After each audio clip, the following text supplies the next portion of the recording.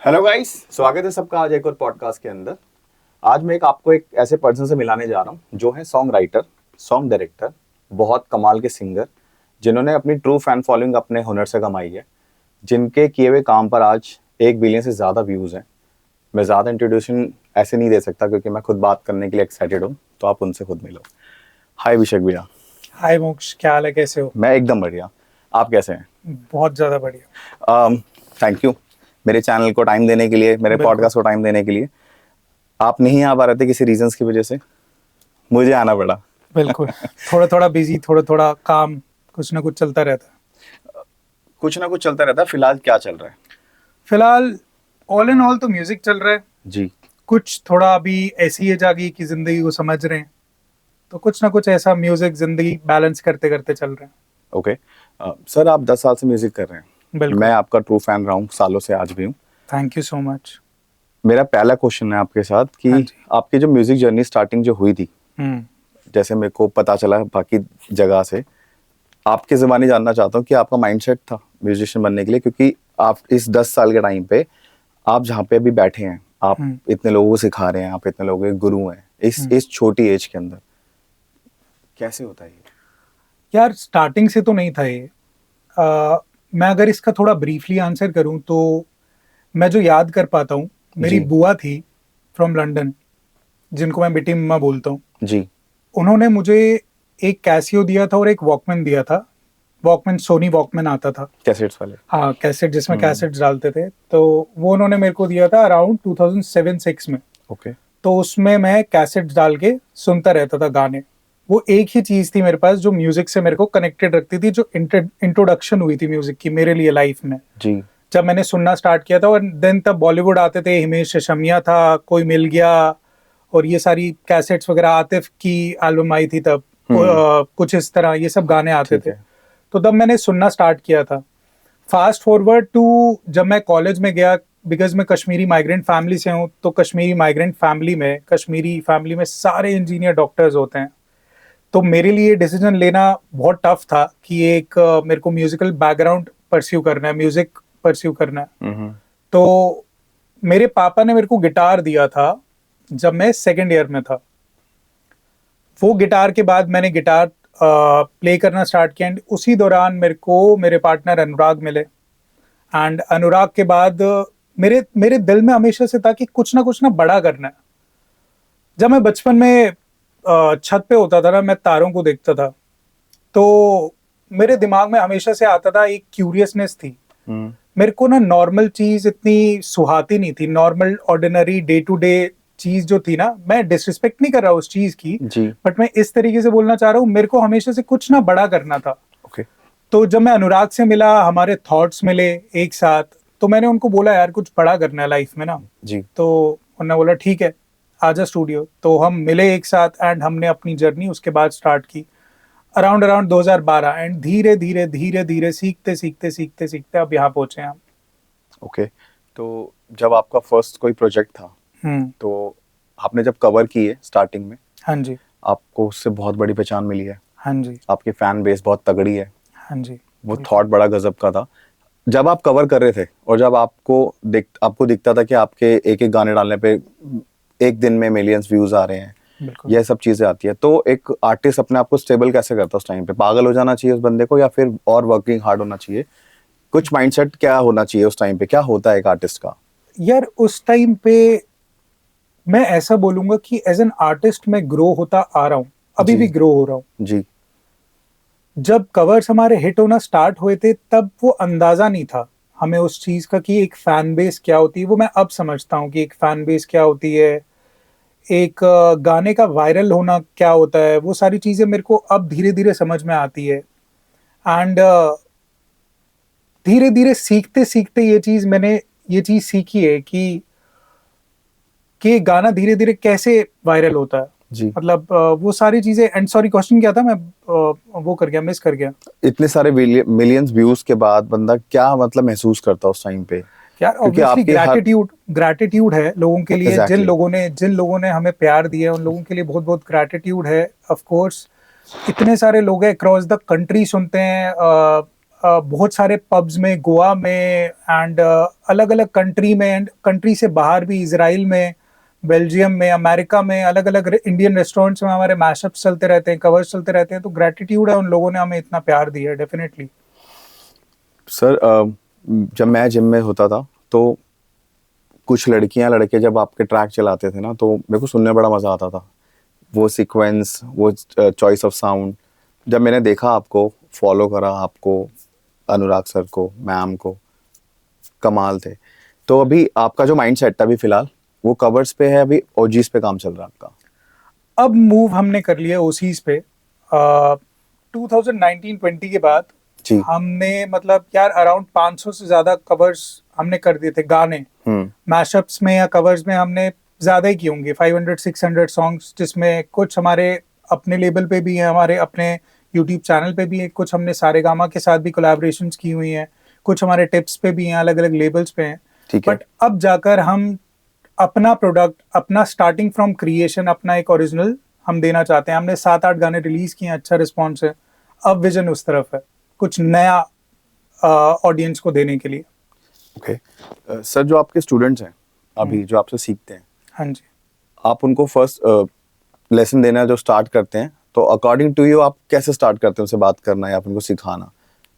यार मेरा point of view रहता है कि सबसे पहले अगर कोई म्यूजिक कर रहा है ना, तो उसको पूछना ये चाहिए कि वो म्यूजिक क्यों कर रहा है। Exactly. ये बहुत ज्यादा जरूरी है, क्योंकि मैं खुद अपना मानता हूँ कि जब मैंने म्यूजिक स्टार्ट किया था ना, तब मैंने फेम और वो सारी चीजें सोच के किया था, बट मैं म्यूजिक का एक्चुअल मतलब नहीं जानता था तब, जब मैंने स्टार्ट किया था। जी। धीरे धीरे, क्योंकि म्यूजिक एक ऐसी चीज है जो चढ़ती है आप पे, सुरूर की तरह वो धीरे धीरे चढ़ती है आप पे। तो अब मैं अपने जितने भी स्टूडेंट्स हैं, जितने भी लोग मेरे को मिलते भी हैं अक्रॉस फेलो, जितने भी सारे के सारे लोग अभी गाने निकाल रहे हैं वो मिलते हैं, मैं उनको ये चीज बोलता हूँ, यार सबसे पहले कि जानो कि पहला तो तुम्हारा कनेक्शन क्या है म्यूजिक से, जी। तुम जुड़े क्यों हो म्यूजिक के साथ, और ऐसी क्या चीज है जो तुम्हें शांति मिलती है उससे। बेसिकली अब मैं ऐसे पॉइंट ऑफ टाइम पे आ गया हूँ, जब मैं म्यूजिक कर रहा हूँ ना, मुझे फर्क नहीं पड़ता जब मैं म्यूजिक कर रहा हूँ, जी। जब मैं कोई गाना बना रहा हूँ, अब मेरे को फर्क नहीं पड़ता कि उसका क्या रिजल्ट होगा क्या नहीं होगा, मैं उसमें डूब के काम करना चाहता हूँ। वो फर्स्ट स्टेप है कि उसमें अवेयर रहना चाहता हूँ मैं, बेहोश रह के काम नहीं करना, होश में रह के काम करना चाहता हूँ म्यूजिक में।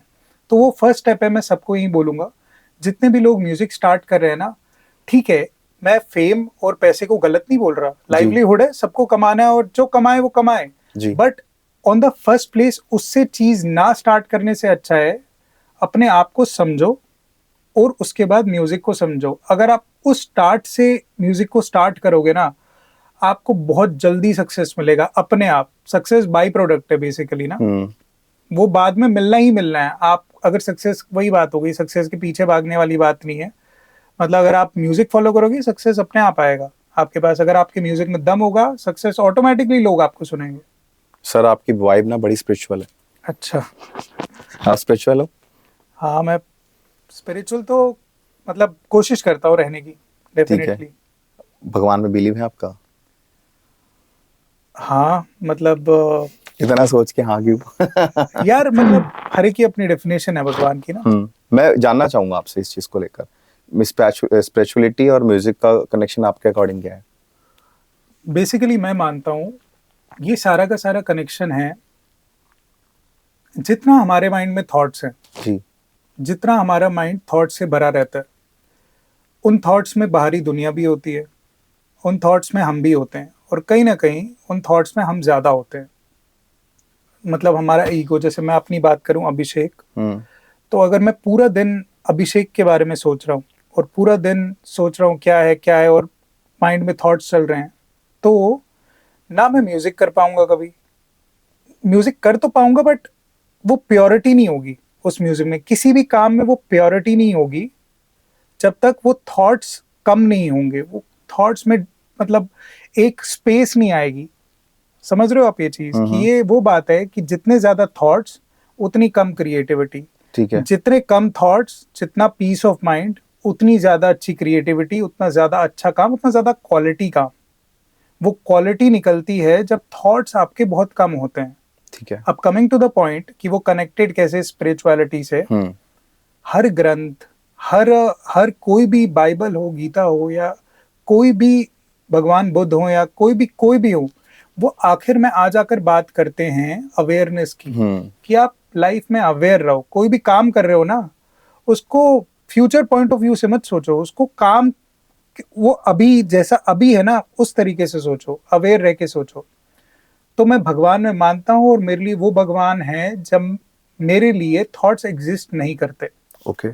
चीज थोड़ी पेचीदा है, वो मैं थोड़ा अब शॉर्ट में समझा रहा हूँ, बट ये चीज है कि जब सारे थॉट्स गायब हो जाते हैं, कभी कभी एक म्यूजिशियंस में इस तरीके से बताता हूँ एग्जाम्पल से, कभी कभी मैं स्टेज पे गा रहा होता हूँ, और ये म्यूजिशियन ज्यादा फील कर पाएंगे क्योंकि मैं रिलेट करता हूँ एज अ म्यूजिशियन। तो कभी कभी हम गा रहे होते हैं ऑन स्टेज, या फिर हम कभी रिकॉर्ड कर रहे होते हैं, आंखें बंद होती है, और कभी कभी ऐसा होता है पूरा सब कुछ ब्लैंक हो जाता है, सब डार्क हो जाता है, एंड ना सिंगर बचता है ना गाना बचता है, शून्य होता है सब कुछ। एंड आप गाते गाते कहीं चले जाते हो। आपने देखा होगा जब जितने भी पुराने टाइम में सिंगर्स गाते थे, गुलाम अली साहब हो गए, नुसरत फतेह अली खान साहब हो गए, जितने भी बड़े बंदे थे रियाज करते थे, वो खो जाते थे उसमें, कंप्लीटली खो जाते थे। तो वो जो खोना होता है ना, वो एक्चुअल चीज है, क्योंकि उस खोने में थॉट्स नहीं है, वहां कनेक्शन यहां से वहां का है, वहां से यहाँ के बीच में थॉट्स हैं, तो प्योरिटी नहीं है। वो आप फील करते हैं? कभी कभी फील करता हूँ कि बिकॉज इतना आसान नहीं है वो कनेक्ट करना। हाँ बिल्कुल। तो वो जोन पे डिपेंड करता है, आपके एटमॉस्फेयर जोन भी बोल सकते हो आप। क्राउड पे? Crowd in the sense? जैसे आप लाइव शोज पे जाते हैं, अच्छा। आपने कहा कि आप क्राउड के बीच में या फिर सिंगिंग कर रहे हैं, नहीं, तब तो वो जोन होता है? नहीं, मतलब क्राउड से फर्क नहीं पड़ता। ठीक है। बहुत सब्जेक्टिव चीज है ये ना, सब्जेक्टिव इन द सेंस कि ये ऐसी चीज है, 20,000 बंदे भी आगे खड़े हुए हैं जी। आपने आंखें बंद कर ली तो आप खो गए। अरिजीत इसके लाइव एग्जांपल है। अरिजीत वो पार हो चुके हैं, वो उनको कोई फर्क नहीं पड़ता, वो चप्पल में घूमते हैं, स्कूटी पे अपना मस्त, उनको कोई फर्क नहीं पड़ता ये स्टार। और कल को जाके उनकी सारी, भगवान ना करे, कल को जाके उनके फैंस वगैरह ना भी रहे हैं, उनको जो फेम मिले ना भी रहे, उनको कोई फर्क नहीं पड़ेगा, वो खुश है, उसमें भी खुश रहेंगे, बिकॉज वो पहुंच चुके हैं उस लेवल तक। उनकी सिंगिंग में भी झलकती है। आप किसी भी सिंगर को डिकोड कर सकते हो, आप अरिजीत को डिकोड आसानी से नहीं कर सकते, क्योंकि वो जिस हिसाब से गाते हैं ना, वो थॉट्स नहीं होते उसमें, बहुत पीस ऑफ माइंड। वो बात भी करते हैं ना, आप नोटिस करोगे उनके बात करने में बहुत पॉजेज हैं, और स्माइल है एक फेस पे, वो पता चल जाती है वहां से वो चीज कि ये बंदा बहुत पीस ऑफ माइंड में है, मतलब थॉट्स है ही नहीं, ऑलमोस्ट बहुत कम थॉट्स चल रहे हैं, वो बहुत अवेयर है, वैसी वाली चीज है। मैं जानना चाहता हूँ, अभिषेक रैना कौन है? मतलब अगर आप खुद की सेल्फ को बताएं, क्योंकि मैं जितनी बार आपसे मिला हूँ इम्प्रेस होता हूँ। एक म्यूजिक टीचर की तरह मैंने आपको देखा है, एक म्यूजिक डायरेक्टर की तरह पे आपको देखा है, आपको सिंगिंग करते देखा है, डाई हार्ड फैन हूँ मैं आपका, आपकी कला का। बट मेरा मन करता है मैं आपको जानूं, क्योंकि एज अ पर्सन ना आप कमाल के हो, और आप बहुत शाय रहते हो और बहुत रिजर्व रहते हो, या शायद मैं वो चीज नहीं देख पाया, हो सकता है आप बड़े हल्ला मचाते हो। बट मैं जानना चाहता हूँ, हु इज अभिषेक रैना? हल्ला तो मैं अपने अंदर मचाता हूँ, ओके, बिकॉज मैं इंट्रोवर्ट नेचर का बाहर से हूँ, एक्सट्रोवर्ट नेचर का मैं अंदर से हूँ। अपने अंदर मेरे खूब हल्ला मचता है, मतलब जब भी कोई प्रॉब्लम आती है, कोई भी चीज आती है, अंदर चीजें चल रही होती है पूरी की पूरी, अंदर लड़ाई पूरी जा रही है। बट बाहर मैं हमेशा से रिजर्व्ड रहा हूँ, और वो कुछ नेचर कह लो, वो मैं ये नहीं कह रहा कि एक्सट्रोवर्ट इंट्रोवर्ट अलग अलग होते हैं, मैं इंट्रोवर्ट नेचर का हूँ। मेरे को शांति, मेरे को अकेलापन ज्यादा, मेरे को अपना जोन ज्यादा पसंद है, मतलब इस तरीके से ये चीज बोल सकते हैं। और रही बात कि अभिषेक रैना कौन है, अभिषेक को जानने की मैं अब खुद कोशिश कर रहा हूँ कि अभिषेक कौन है। मैं जानता नहीं था, मैं अवेयर नहीं था कि मैं जो हूं मैं कौन हूं। अब मैंने जानना स्टार्ट किया है, अब मुझे ये चीज पता चल रही है कि हाँ अभिषेक कौन है, स्पिरिचुअलिटी से लिंक्ड है थोड़ा। अब जानना मैंने खुद स्टार्ट किया अपने आप को, तो अब मुझे दिखता है कि कहाँ अभिषेक चालाक बन रहा है, कहाँ अभिषेक मजाक कर रहा है, कहाँ अभिषेक एक्साइटेड हो रहा है, कहाँ अभिषेक को गुस्सा आ रहा है, कहाँ अभिषेक शाय हो रहा है। ये सारी चीजें मैं देख रहा हूँ। ये वैसे ही हो रहा है कि आप खुद एक बाहर खड़े हो, आप अपने आप को खुद देख रहे हो। बिल्कुल सर, अब आप स्पिरिचुअलिटी की अगर बात कर रहे हैं तो ये मैंने आपसे पूछा, म्यूजिक से कनेक्ट करने वाला बंदा स्पिरिचुअल हो जाता है अगर वो बंदा सच में, चांसेस बहुत ज्यादा हैं उसके बहुत लिए, ज्यादा है। चांसेस उसके लिए, डोर्स बहुत सारे हैं जाने के लिए। आप जैसे वर्सटाइल एक्टर हो, सिंगर हो, हम्म।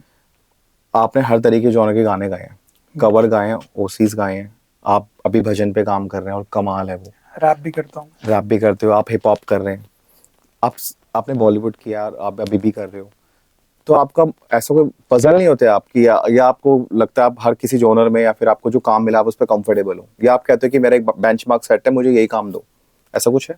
यार इंडिपेंडेंट का मतलब क्या है, जिसको आप इंडिपेंडेंट म्यूजिशियन बोलते हो? आजाद। इंडिपेंडेंट का मतलब आजाद। जी। आप पे कोई कोई सीमा नहीं है, आप पे कोई सीमा नहीं है जॉनर की, आप पे कोई सीमा नहीं है मिक्स मास्टर की, आप पे कोई सीमा नहीं है कि रिलीज होने के बाद 1 मिलियन आएंगे, 100 व्यू आएंगे। कोई आपके दिमाग, क्यों देखो ना, अगर सीमा सेट हो गई ना, वहां पर वो प्योरिटी खत्म हो गई, जिस प्योरिटी की मैं बात कर रहा था। जब मैं गाना बना रहा हूँ, मैं गाना लिख रहा हूँ, कोई भी गाना, उस गाना बनाने के दौरान अगर मेरे दिमाग में ये चीज आ गया कि अब इसकी ऐसी वीडियो करूंगा, मैं लिख रहा हूँ अभी भी, मैं अब सोच रहा हूँ मैं ऐसी वीडियो करूंगा, अब इस पे कितने व्यूज आएंगे, अब ये मैं एज अ लड़का लिख रहा हूँ, लड़की लिख रहा हूँ, सर्टन सर्टन क्वेश्चंस, तो वो लिखते दौरान इम्प्योरिटीज ऐड होना स्टार्ट हो गई। ओके। वो जैसे जैसे इम्प्योरिटी ऐड होती जाएगी ना, वैसे वैसे वो गाना, वो मतलब मेरा गाना नहीं रहा अब, उसमें मतलब ईगो इन्वॉल्व हो गया। तो मतलब वो Business. चीज निकलेगी जो वही भेड़ बकरी वाली जो पूरी दुनिया कर रही है, वो वही निकलेगी। ओके। तो इसलिए मैं खुद को डिटैच करता हूँ गाने से। मेरा मेरा पॉइंट ऑफ व्यू ये रहता है, आर्टिस्ट कोई भी गाना बनाए, खुद को डिटैच कर दे उससे, उसी वक्त डिटैच कर दे, गाना अच्छा बनेगा। अच्छा, गाना अच्छा ही बनेगा। ज्यादा नहीं सोचना चाहिए उसके बारे में। कहाँ होगा, कितने का बिकेगा, कैसा होगा, क्या होगा, कुछ नहीं भाई।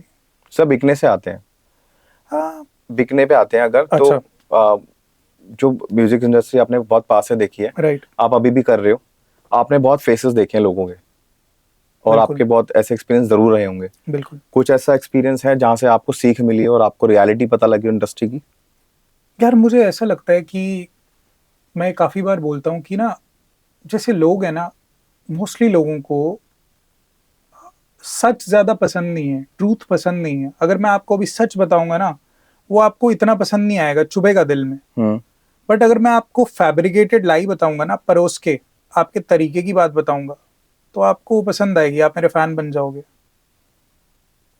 वैसे ही जैसे इंडियन मीडिया, ट्रूथ किसी को पसंद नहीं है इंडिया में, फैब्रिकेटेड लाई पसंद है। ये बिगेस्ट सीख है मेरी। लोगों को सबसे पहले वो चीज दो जो उनको पसंद है। ओके। चाहे एक आर्टिस्ट कोई गाना कर रहा है, जी। तो वो गाना दो सबसे पहले जो उनको पसंद है।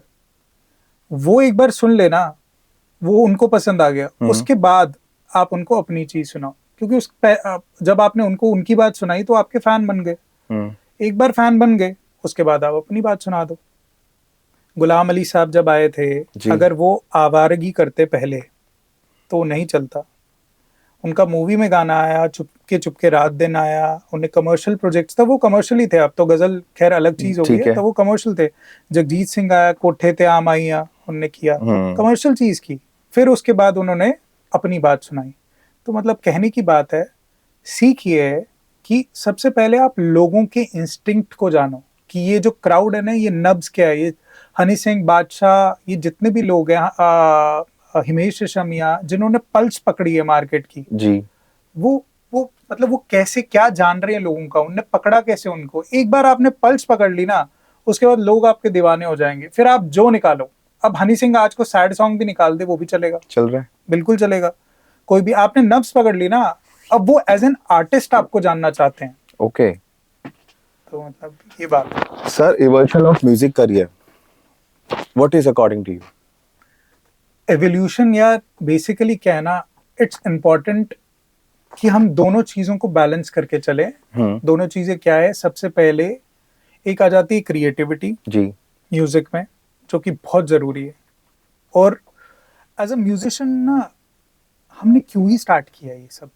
क्या क्या हमें पड़ी थी? नौकरी भी तो कर सकते थे ना हम, 9 से 5 वाली जॉब भी कर सकते थे हम, आराम से जिंदगी सेट रहती। yes. अभी यहाँ पर आर्टिस्ट की लाइफ का कुछ पता थोड़ी है। यहाँ 2 महीने आने को कोई काम नहीं है, आने को इतना काम है कि फिर सोचने वाली बात नहीं है। ऑन द फर्स्ट प्लेस ये चूज ही क्यों किया? ओके। पहली बात तो ये दिमाग में रखनी है, जब इंसान पैसों की ओर भागे ना, जी। तो हमेशा दिमाग में रखना है कि पहली बात ये चूज ही क्यों किया, ठीक है। ऐसा क्या पसंद था म्यूजिक में। तो सबसे पहली क्रिएटिविटी, दूसरी बात सर्वाइवल। ये दोनों चीजें बैलेंस में चलनी चाहिए, 50-50%। ओके। कुछ कुछ लोग होते हैं जो क्रिएटिविटी में घुस जाते हैं, 2-2, 3-3, 6-6 महीने, 1-1 साल लगे हैं एल्बम पे काम कर रहे हैं, एक गाने पे काम कर रहे हैं 1-1 साल तक, अभी नहीं निकालूंगा, अभी नहीं निकालूंगा, अभी और अच्छा बनाऊंगा। बट भाई सर्वाइवल सफर कर रहा है ना तुम्हारा।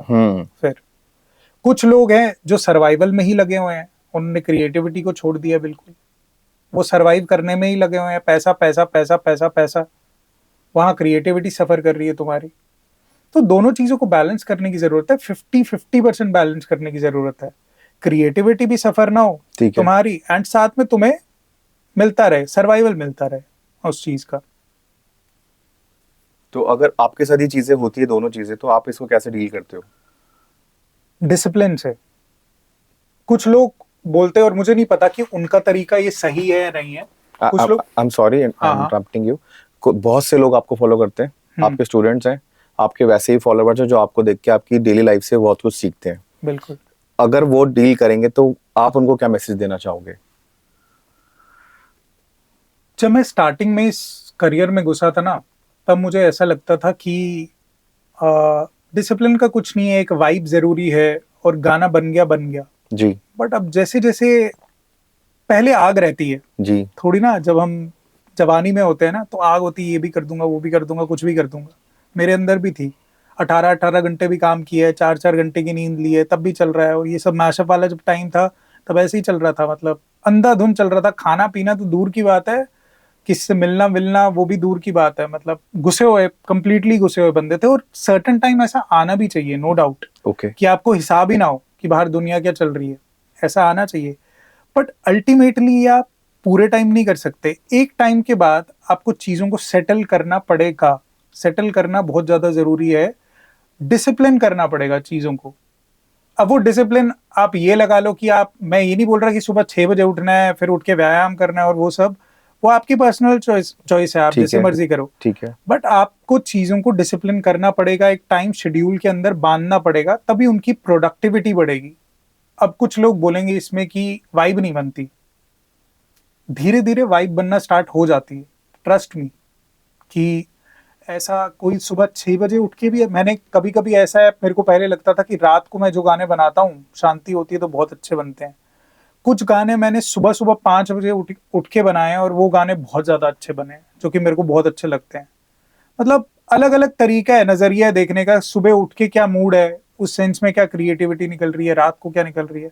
तो ऐसा कोई मिथ मत फॉलो करना, ये मैं कहना चाहूंगा उनसे, कि हाँ ऐसा ही होता है, रात को ही गाने बनते हैं, या फिर शराब पी के गाने बहुत अच्छे बनते हैं, फूक के गाने अच्छे बनते हैं। बट ऐसा कुछ होता नहीं है, होश में भी गाने अच्छे बनते हैं, सुबह उठ के भी गाने अच्छे बनते हैं, ऐसा कोई वो नहीं है। कोई भी ऐसा, कोई किसी ने बांधा नहीं हुआ है म्यूजिक को, इंडिपेंडेंट है, जो आपका मन कर रहा है उस हिसाब से चलो। ओके सर, 2019 का फैन फेस्ट आपके लिए कैसा था? मेरे हिसाब से तो कमाल का ही होगा। But fan fest, sorry, right. जब आपको वहां से कॉल आया, या आप वहां परफॉर्मेंस करने गए यार अब, या फिर उन लोगों के सामने परफॉर्म किया जिन लोगों के लिए हम लोग पागल हैं, राइट। कैसा होता है मोमेंट ये एक आर्टिस्ट के लिए? बहुत अच्छा मोमेंट था। उस टाइम पे करीबन करीबन नहीं तो 2 से 2,500 लोग थे, एम्बियंस मॉल में गुड़गांव में हुआ था। 2-2,500 लोग? हाँ। ओके। 2-2,500 पूरा, एक्चुअली गुड़गांव, वहाँ एम्बियंस मॉल में एक बीच में एक सर्कल होता है। हाँ। एंड उसके सर्टन वो बने होते हैं अलग अलग, उस पे लोग खड़े थे, एंड दूर दूर तक थे, मतलब अच्छी खासी क्राउड थी वहाँ पर, भरा हुआ था, पैक्ड था पूरा वो। तो वहाँ हम परफॉर्म करने घुसे, और वो मोमेंट होती है ना जब फोटोग्राफ्स ले रहे होते हैं लोग, मतलब कैमराज ही कैमराज दूर तक निकले हुए हैं। तो यूट्यूब वो चीज़ प्रोवाइड करता है यार, मतलब वो एक आर्टिस्ट को, मतलब वो रिस्पेक्ट प्रोवाइड करता है स्टार्टिंग से। और फैन फेस्ट मतलब उसी चीज का पार्ट है। और हर एक, जितने भी कवर आर्टिस्ट थे या फिर ओरिजिनल जितने भी लोग उस टाइम पे कर रहे थे, सबको उस चीज में मजा आया था, no doubt. It was very special for us, बहुत अच्छा मोमेंट था। सर अभी आप अपने स्टूडियो में आज आपने स्टार्ट किया था तो किसी कंपनी के साथ स्टार्ट किया था या फिर स्टार्टिंग से आपका माइंड सेट था कि आपको खुद का स्टूडियो बिल्ड करके आगे काम करना है? हमने किया था कंपनी के साथ स्टार्टिंग में, जब हम आए थे कॉलेज से, तब दिल्ली के अंदर आए थे। कंपनी थी, नाम नहीं लूंगा मैं।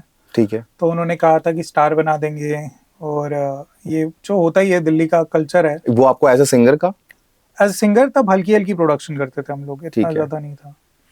तो वही स्टार बना देंगे और ये वो, तो उनकी बातों में हम आ गए। एंड हमने अपना लैपटॉप वैपटॉप बेच के बढ़िया से उनको पैसे दे दिए। एंड लैपटॉप बेच के? हाँ, हमारा जो था वो करके दिए उनको, 2-2.5 लाख रुपए दे दिए। अब हमें समझ में आता है वो चीज़ हम 10,000 में निकाल सकते थे जिसके हमने 2-2.5 लाख दिए थे। बट इससे भी ऊपर की चीज़ ये है कि सीखने को मिलता है। लेसन। हाँ, एक बंदा एक डिफीट को किस हिसाब से लेता है, वो बहुत फर्क पड़ता है। आप डिप्रेशन में रह सकते हो 3 महीने, आपकी चॉइस है, बिल्कुल। आप अगले दिन उसी को सीख लेकर काम कर सकते हो सुबह, वो भी आपकी थिंकिंग है। कि 2.5 लाख का हो गया, ठीक है, क्या फर्क पड़ता है। मेरा हमेशा से ये चीज रही है कि जब भी कोई ऐसी चीज हमारे साथ हुई है, उसने हमें सेल्फ इंडिपेंडेंट, मतलब हमें इंडिपेंडेंट बनाया है, डिपेंडेंसी खत्म की है हमारे पास से ना। अब क्या हुआ, मैं पर्सनली, हमारी टीम में मोस्टली सब, बट मैं अपना पर्सनली बता रहा हूँ, मैं गिटार भी बजाता हूँ, मैं पियानो भी प्ले करता हूँ, बेसिक पियानो भी प्ले करता हूँ, मैं वोकलिस्ट भी हूँ, मैं स्टेज पे भी परफॉर्म करता हूँ, मैं स्टूडियो म्यूजिशियन भी हूँ, मैं म्यूजिक डायरेक्टर भी हूँ, मैं कंपोज भी करता हूँ गाने, मैं लिरिसिस्ट भी हूँ। इसके अलावा मैं वीडियो भी शूट करता हूँ। बहुत सारी वीडियो मैंने शूट किया, मैंने वीडियो एडिट भी की हुई है, मैंने सीसी भी की हुई है, मैं प्रमोशंस भी हैंडल करता हूँ कभी कभी। ये सारी चीजें हमें इंडिपेंडेंट बनाती है कि जो दूसरा टाइम पे नहीं करके दे रहा, तो हम थोड़ी बैठेंगे वहां पर। तो ये उनके रिजेक्शन या टाइम ना देने की बिल्कुल। वजह से, या ये लेसन्स मिलके, बिल्कुल। तो फिर थैंक यू कहना चाहिए। तो आपने बिल्कुल। उस नेगेटिव टाइम से पॉजिटिव पिक करा ना? बिल्कुल। ओके। हर इंसान, मोक्ष पता है क्या है, मतलब आपका माइंड है, ठीक है ना, आप जी। हर इंसान से पॉजिटिव ले सकते हो। हर इंसान के अंदर कुछ ना कुछ अच्छा है ही, नजरिया देखने का चाहिए। सबका चश्मा अलग है। सबका चश्मा अलग है जी। देखने का। कभी हमारा माइंड चिड़चिड़ा होता है बहुत, सुबह उठते ही हमें हर इंसान बुरा दिखता है, हर इंसान बुरा दिखता है। हर इंसान पे चिढ़ाती है, अपने माँ बाप पे चिढ़ा जाती है यार, कभी हाँ। कभी चिड़चिड़ा माइंड होता है।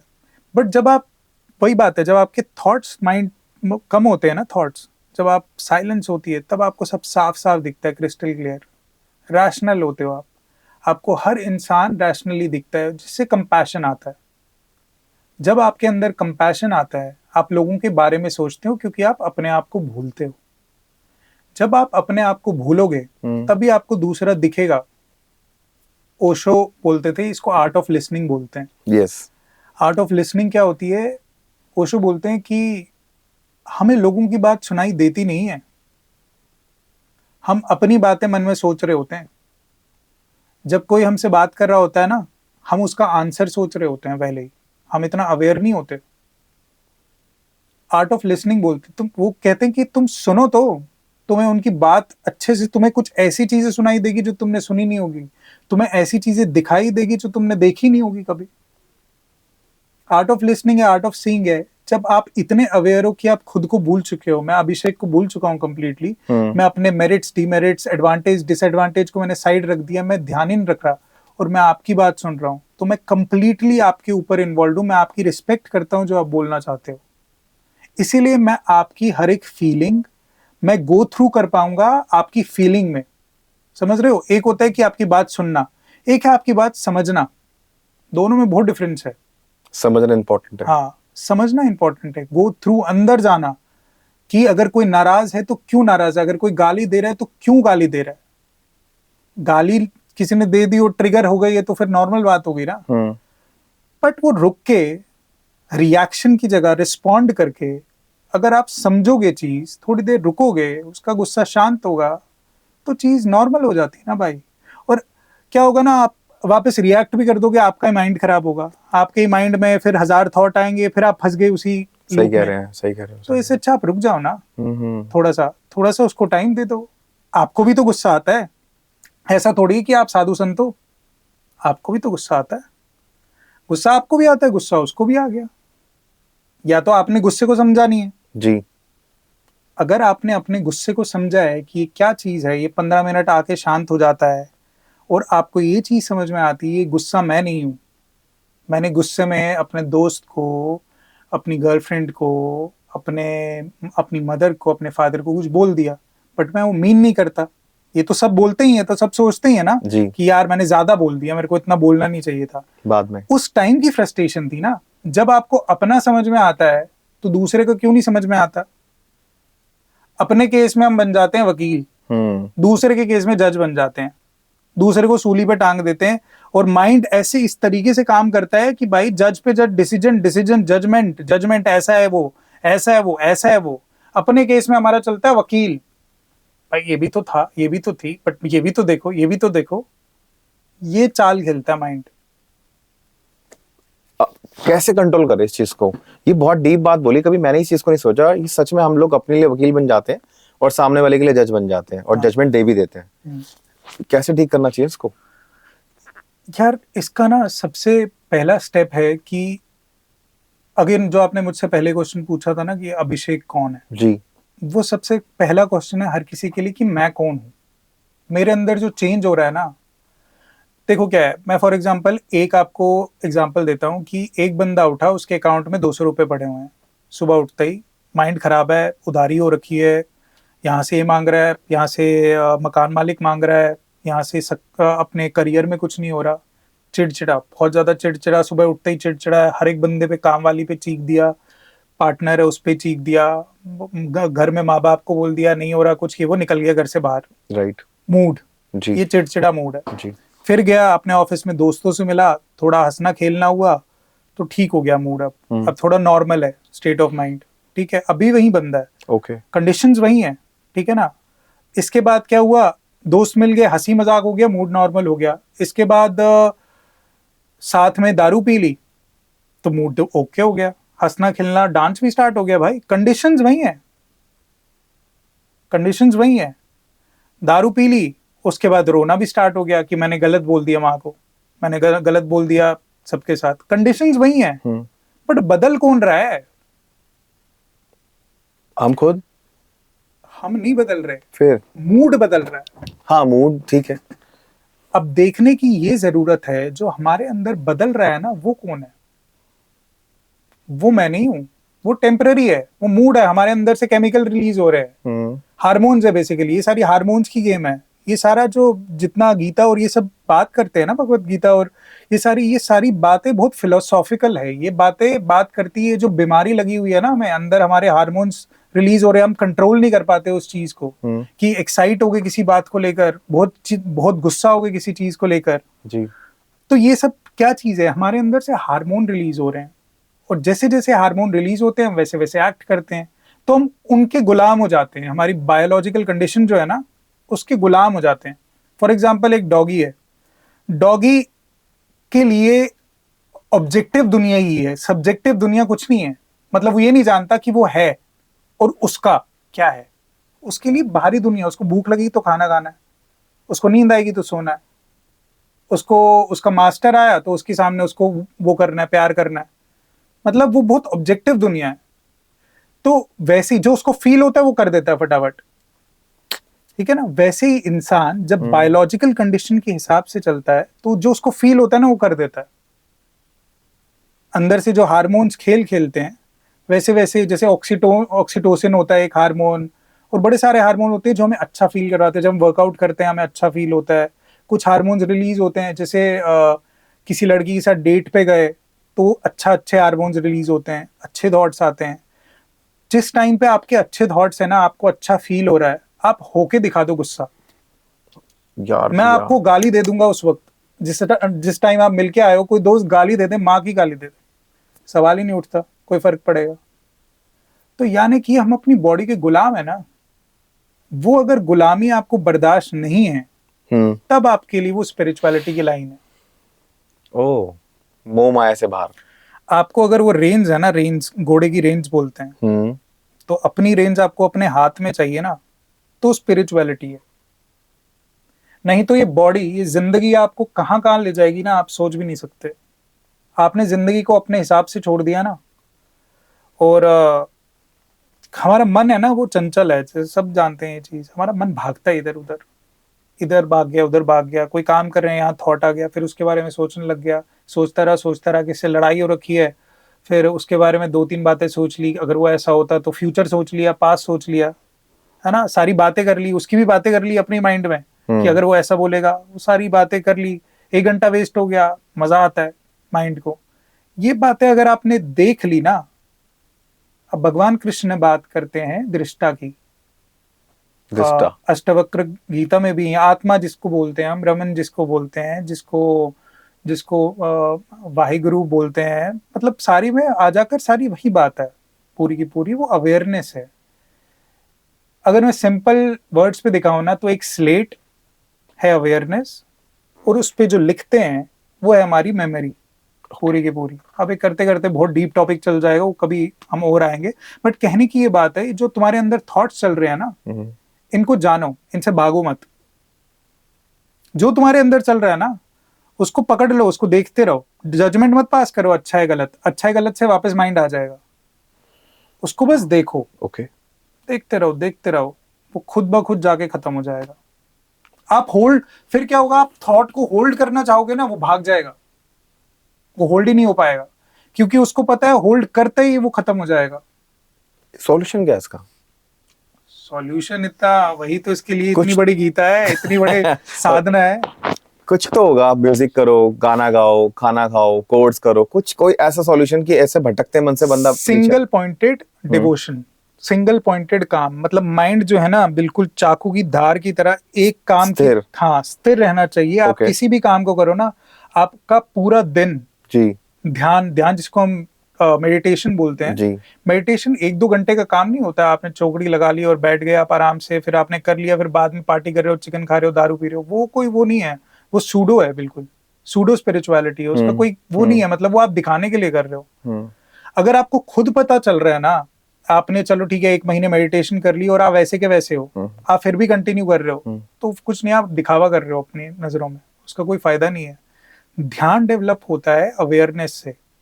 आप अपनी जिंदगी को देखो कि आप पूरा दिन अपना कैसे निकाल रहे हो, आपका एक एक मिनट कहाँ जाया हो रहा है। सिंगल पॉइंटेड अपना फोकस रखो। कोई थॉट आ रहा है, कोई बात नहीं, बायोलॉजिकल कंडीशन है, मन चंचल है, होगा वो, बट वापस लाओ उसको, 10 सेकंड से ऊपर मत जाने दो, ठीक है ना। थॉट आया, ये अब इसमें ये काट डाल देना, काट होती है मतलब बिल्कुल कि, क्योंकि माइंड जो होता है वो ले जाता है कि नहीं सोचते हैं, इसमें एक कार्ड डाल दो कि ये काम खत्म करने पे सोच लूंगा भाई, सोच ही लूंगा 1 घंटा, बट ये काम करने के वक्त मेरे को डिस्टर्ब मत कर। Very nice, this is answer. हाँ, होल्ड कर दो, जो सामने है उसको पहले पूरा कर लो, वो कर लो, वो अच्छे तरीके से उसमें फोकस कर लो भाई। वो काम तुमने जब सोचा था, वो जब तुम्हें करना था, तुम्हारा बहुत मन था करने का, उसका रिस्पेक्ट करो जब तुमने सोचा था। उसेन बोल्ट हो गया, अरिजीत सिंह हो गया, कितने भी बड़े बड़े लोग हैं, ये सिंगल पॉइंटेड डिवोशन रखते हैं। जब लता मंगेशकर या फिर जब गुलाम अली साहब रियाज करते थे, उनके माइंड में कोई थॉट्स नहीं होते थे, ना ही उनको अलाउड था ये चीज। घराने में तो ऐसे ही सिखाते हैं, वहां थोड़ी होता है कि आप उठकर चले गए कहीं भी, वहां तो सिखाते ही ऐसे हैं बचपन से कि यही है, यही सब कुछ है, इसके अलावा कुछ नहीं है। तो जब आप सिंगल पॉइंटेड अपना फोकस रखते हो, तो धीरे धीरे आपको खुद पता चलेगी ये चीज, धीरे धीरे आपके मन में थॉट्स गायब होते जाएंगे, आपका माइंड खाली होता जाएगा। जब आपका माइंड खाली होगा तो क्रिएटिविटी आएगी ऊपर से, तो आपको वो चीजें सुनाई देगी, दिखाई देंगी, जो आपको नॉर्मली, आपका बेसिकली क्लाउडेड रहता है माइंड। ओके सर, अभी आपने चिकन और पार्टी की बात करी थी, राइट। मैंने सुना है आप वीगन हो गए। वीगन हो गया, 2 साल हो गए। अब तो नॉनवेज लवर थे, ऐसा कैसे हो गया ये चेंज? ऐसे being in a Kashmiri Pandit family, of course हमारी फैमिली में रोज बनता था चिकन, मतलब रोज तो नहीं, खैर मतलब प्रोमिनेंट था काफी, मतलब ये लगा लो कि हफ्ते में, और ऐसा ऐसा हम खाते थे। एंड जब मैं जिम करता था, करीब जब मैं 23-24 का था, तब तो मैं रोज चिकन खाता था, बिकॉज मेरी डाइट थी। एंड प्रोटीन शेक जिसमें दूध होता है, वो अंडा हो गया, एंड ये सारा मेरी डाइट का पार्ट थे, पनीर हो गई जी। एंड तब मैंने बहुत खाया है। बट बात सारी पता है क्या, किसी से भी आप वीगनिज्म को लेकर, चलो नॉनवेज को लेकर फिर भी आप इंडिया में डिस्कशन कर सकते हो, चलो ठीक है, एनिमल स्लॉटर में आ जाता है कि हाँ किसी किसी की जान लेना, तो वो तो आप फिर भी जस्टिफाई कर सकते हो, ठीक है जान नहीं लेंगे। बट वीगनिज्म आ जाता है एनिमल एक्सप्लॉइटेशन में। एक्सप्लॉइटेशन क्या होती है, जब धीरे धीरे अभी हम लोग समझते, क्योंकि डेयरी इंडस्ट्री जो है ना बहुत बड़ी है, डेयरी इंडस्ट्री इंडिया में भी और बाहर भी बहुत बड़ी है। दूध को कैसे निकालोगे आप किसी इंसान की लाइफ से, और सबसे पहले स्टार्ट कैसे हुआ, सबसे पहले मैं बताना चाहूंगा कि लोगों को पता नहीं, कबीर साहब, कबीर के दोहे सुनते हैं, कबीर साहब उस टाइम पे थे वीगन। ये बात कर रहे हैं हम 1600-1700 के आसपास, और तब से वीगन थे। तो और इस चीज से कोई ज्यादा फर्क नहीं पड़ता, कुछ स्पिरिचुअल मास्टर्स होंगे नहीं होंगे, वो मतलब वो वेजिटेरियन होंगे, वो वीगन नहीं होंगे, आपके कंपैशन से ये चीज झलकती है कि आप ये नहीं चाहते किसी को दुख हो आपकी वजह से। पहला मैंने जब स्पिरिचुअलिटी स्टार्ट की थी, तो जब मैं किसी पे गुस्सा हो रहा था या मैं किसी को दुख दे रहा था ना, तो मेरे को वो गवारा नहीं था कि मेरी वजह से किसी को दुख पहुंच रहा है। मैं उस चीज को कट करना चाहता था। तो पहले तो वो चीज इंसानों तक थी, फिर धीरे धीरे करते करते जब मैंने देखा, एंड मेरे पास पेट है हेजल, 6 साल हो गए हैं, हमारे साथ ही रहती है वो, एंड शी इज लव। तो मेरे को हिपोक्रेसी लगी, नॉनवेज छोड़ना फिर भी एक टाइम के लिए बहुत इजी था, क्योंकि वो सीधी सी बात थी, हेजल है सामने, ये जानवर है, सारे जानवर है, तो ये कैसे हो सकता है, क्या डिफरेंस क्या है इसमें, क्या मतलब फर्क है, कोई फर्क ही नहीं है, तो वहां छोड़ना आसान था। जब मैं वीगनिज्म पे आया ना, तो बेसिकली मैंने पढ़ा था, एक सेपियंस करके बुक है युval नोआ अंसारी की, बहुत फेमस बुक है, मल्टी मल्टी वो है, बेस्ट सेलर है पूरे वर्ल्ड में। तो उन्होंने उसमें बताया है कि इंडस्ट्री काम कैसे करती है। बेसिकली ना क्या होता है, 4000 एकड़ का मान लो एक एरिया है, तो डेयरी इंडस्ट्री, एंड उसमें इतनी सी स्पेस है जितना गाय बैठ सकती है और खड़ी हो सकती है। ओके। वो गाय की पूरी जिंदगी, एंड ऐसी ही बहुत सारी गायें हैं, वो 4000 के एकड़ में ले लो कितनी गायें होती होंगी, ठीक है, एंड जितना दूध कंट्री को चाहिए उस हिसाब से लगा लो गायें कितनी होती होंगी। तो गाय के लिए जितनी बैठने की जगह है और जितनी खड़े होने की जगह है, उतनी ही जगह है उसके पास पूरी जिंदगी, ठीक है। जेल? हाँ, जेल तो बहुत छोटी चीज है, जेल भी ठीक है एक टाइम के लिए। तो क्या होता है कि पहले तो क्या होता था, गौ माता बोलते थे हम, ठीक है, उनसे हाथ जोड़ते थे, दूध निकालते थे और पीते थे, हाथ जोड़ते थे, गौ माता बोलते थे, क्योंकि गौ माता कुछ बोलती नहीं थी। गौ माता को गौ माता क्यों बोलते हैं, कुत्ते को क्यों नहीं दिया है, किसी और को क्यों नहीं दिया, क्योंकि आप गाय का नेचर देखोगे ना, वो कभी कुछ बोलती नहीं किसी को, वो हमेशा से रहेगी ठीक है कर लो, उसको आप घास थोड़ी सी खिला दोगे वो खुश है, वो देने को मतलब वो तैयार है कि आप दूध ले लो, कुछ भी कर लो। फिर इंसान क्या करता है, एक्सप्लॉइटेशन के चक्कर में वो उसमें बिठा देते हैं, वो लगा देते हैं मशीन थनों में। अब दूध ऐसे तो निकलता नहीं, प्रेग्नेंट होना पड़ता है गाय को, फीमेल में प्रेगनेंसी के बाद ही दूध निकलता है ना, ठीक है। तो पूरे लाइफ टाइम जबरदस्ती उसको प्रेग्नेंट करते हैं, ठीक है। अब आपने ये चीज देखी होगी कि जब एक फीमेल को पीरियड होते हैं तो उसको कितनी पेन होती है, कितने क्रैम्प्स आते हैं महीने में एक बार। अब सोचो पूरे लाइफ टाइम में गाय वो पीरियड और प्रेगनेंसी की पेन से गुजर रही है, ठीक है। फर्स्ट ये पहला वो है कि वो समझना, वो कंपैशन कि उसको कैसा लग रहा होगा, लग तो उसको भी रहा होगा ना, वो थोड़ी है कि चलो पेड़ पत्ते हैं उनको फील नहीं होता, यहाँ पर तो फील होता है, उसको भी फील होता है, कम होता होगा बट होता है फील। फिर क्या होता है, उसके बाद प्रेग्नेंट होती है, उसका या तो बछड़ी होती है बछड़ा होता है, बछड़ी को उसी के साथ वाले कंपार्टमेंट में लगा देते हैं सेम काम पे, उसी के सामने, और जो बछड़ा होता है वो बीफ एक्सपोर्ट में चला जाता है, उसी के सामने मार देते हैं उसको। तो इस हिसाब से अब सोचो, और कितना नॉर्मलाइज किया हुआ है ना इस चीज को कि हम महादेव के ऊपर दूध चढ़ाते हैं। ऐसा कहीं भी नहीं लिखा हुआ, भगवत गीता में कहीं कहीं किसी भी उसमें नहीं लिखा महादेव के ऊपर दूध चढ़ाना, किसी ने कुछ नहीं लिखा हुआ इस बात पे, ठीक है। चलता आ रहा था, बट तब गाय को रिस्पेक्ट भी करते थे वो लोग, हाथ जोड़ते थे उसके आगे, खाना खिलाते थे। बट यहाँ तो फिर सीन ही अलग चल रहा है ना यार, यहाँ तो इंडस्ट्री, यहाँ तो एक्सप्लॉइटेशन चल रही है पूरी। फिर आप ये लगा लो, आप फिर पिग्स लगा लो, फिर गोट लगा लो, उनका सबको परेशान किया जा रहा है ना। अब आपके टेस्ट बर्ड के लिए किसी किसी किसी ऑर्गेनिज्म को दिक्कत हो रही है तो वो आपको कैसे गवा रहा है? तो वीगनिज्म यहाँ से स्टार्ट होता है। जब मैंने नॉनवेज छोड़ा था, ओके छोड़ दिया, एक पल में आया छोड़ने, छोड़ दिया, कोई दिक्कत नहीं थी। जब वीगनिज्म छोड़ना था ना, मैं बचपन से दही के साथ खाता था खाना, बचपन से आदत थी, और दूध अंडे खैर ये सारा तो था ही, बट दही मेरे को ऐसा था इसके बिना खाना कैसे खाऊंगा। बिस्किट, खीर, घी, घी से रिलेटेड चीजें, पकवान लगा लो पूरे के पूरे, आइसक्रीम, ये सारी चीजें मेरे को ऐसा लगा था कैसे होगा यार, ये कैसे होगा, कैसे होगा। तो वो वही बात है, जब मैं, हेजल थी मेरे सामने, कुछ ऐसा टाइम था, मैं उसको ऐसे ही प्यार कर रहा था, मैंने सर पे हाथ रखा हुआ था और मैंने ऐसे गले पे उसके हाथ रखा था, तो वो सांस ले रही थी और उसकी आंखों में देख रहा था मैं। बस वो एक ही पॉइंट होता है, आपको बस रियलाइज हो जाता है कि कहाँ इसको फील हो रहा है, उनको भी फील होता होगा। सिंगल पॉइंटेड इतना सा, इतनी सी होती है जब आपके माइंड में कोई थॉट नहीं होते, रियलाइज हो गया, बात ही खत्म हो गई वहां से। टेस्ट वर्ड की ऐसी तैसी छोड़ दिया चीज। हो हिपोक्रेसी नहीं कर सकते ना यार। क्या होता है ना, देखो मैं ये बोलता हूँ कि स्पिरिचुअलिटी में घुसना ना तो देखकर घुसना भाई, क्योंकि हर मोड पे चैलेंजेस है। ये ना तप है। कबीर साहब बोलते थे कि साच बराबर तप नहीं, साच बराबर तप नहीं, झूठ बराबर पाप, जाके हृदय में साच है, ताके हृदय में आप। इसका मतलब है जब आप साच पे चलते हो ना, सच पे चलते हो, राह पे चलते हो, तो तप है, बहुत बहुत चीजें खोनी पड़ेंगी, इतना आसान नहीं है राह। इसके लिए मतलब this is made for the bold ones, जिनके अंदर असली करेज। हनुमान जी जिनको बोलते हैं ना, ये तो ट्यूसडे को कर लेते हैं, ट्यूसडे को नॉनवेज छोड़ दिया और फिर हनुमान चालीसा पढ़ ली, हो गया। बट ये थोड़ी फिर हनुमान चालीसा समझते हैं। हनुमान चालीसा बोलती क्या है वो समझना भी तो पड़ता है।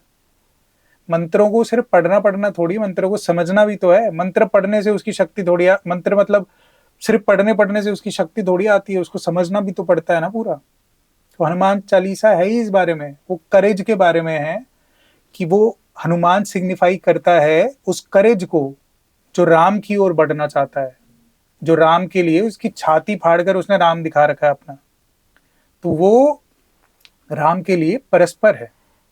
भाई साहब, हाँ ये बहुत लंबी बात चली जाएगी। नहीं प्लीज प्लीज, मेरे को सच बता रहा हूँ कि आप म्यूजिक डायरेक्टर, सॉन्ग राइटर, आप इतने कुछ हैं, बट मैं आपसे जो कनेक्ट करके वहां एक स्पिरिचुअलिटी पे चला गया ना, मैंने बिलीव नहीं करा था कि मतलब मैं आपसे इस ट्रैक पे चला दूंगा पॉडकास्ट में। यार कमाल, प्लीज प्लीज कंटिन्यू करिए प्लीज। तो बेसिकली क्या है ना, ये स्पिरिचुअलिटी बनी इसलिए है कि जो ये सब झूठ चल रहा है ना आसपास, दूध को कैसे इतना वो किया हुआ है, डेयरी इंडस्ट्री सब पी रहे हैं, माँ बाप पिला रहे हैं अपने बेटे को सारा कुछ, और वहां तकलीफ हो रही है, यहाँ हिपोक्रेसी चल रही है, डॉगी है साथ में, सारी हिपोक्रेसी तो है बेसिकली ना। सही बात है, मैं कनेक्ट कर सकता हूँ। और ठीक है, मैं उनको वो भी नहीं मानता, क्योंकि इंडिया का कल्चर ऐसा रहा है, कुछ भी कह लो, कैसा भी कह लो, बट सूडो चीज ना जल्दी फैलती है। आपको पता है भगवत गीता, ये रामायण क्यों बनाई थी? क्या होता है कि ना, जैसे उपनिषद और वेद हैं, वो आसानी से समझ में आने वाली चीज नहीं है, वो बहुत डायरेक्ट है, कटाक्ष है, उनकी लैंग्वेज ना बहुत डायरेक्ट है, आपको बोल दिया, उसमें आगे की कोई चीज नहीं है।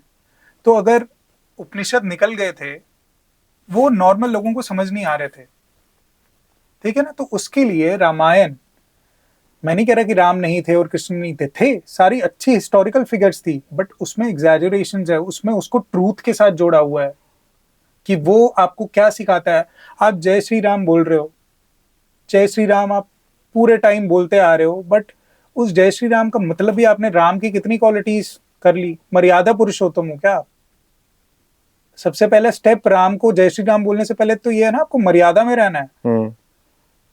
आप समझ रहे हो कितनी बड़ी बात है? ये बहुत बड़ी बात है। सर हम अगर म्यूजिक पे वापस आते हैं, तो आपके अकॉर्डिंग क्लासिक म्यूजिक, जो क्लासिकल म्यूजिक है, इंडिया में ग्रो कर रहा है और आगे उसका फ्यूचर लगता है आपको? जिस तरह से तहस नहस हो गया है, सब लगे हुए हैं हिप हॉप में, किसी चीज में तहस नहस नहीं है। म्यूजिक एज अ होल कभी तहस नहस नहीं होता। अब कनेक्टिंग फ्रॉम द वो म्यूजिक इंडिया में साम वेद से स्टार्ट हो रखा है, जब वेद आए थे आज से 5000 साल पहले। अगेन हम लोग स्पेशलिटी पे आ गए। नहीं, मैं कनेक्ट कर रहा हूँ उस चीज को। Please please.